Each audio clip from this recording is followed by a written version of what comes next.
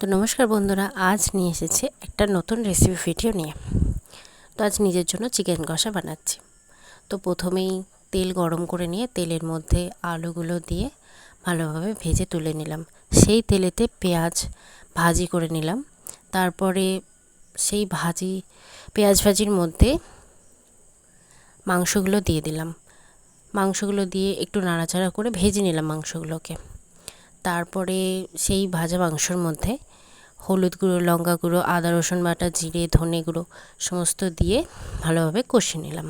দেখো, কষিয়ে নেওয়ার পর যে ভাজা আলুগুলো ছিল সেই আলুগুলো তার মধ্যে অ্যাড করে দিলাম। তারপরে ভালোভাবে নাড়াচাড়া করার পর গরম মশলা দিয়ে নামিয়ে নিয়েছিলাম। তো আজকের মতো এতটাই, দেখা হবে কাল। মা এর সাথে শুক্তো এবং তিলের বড়াও করেছিলেন।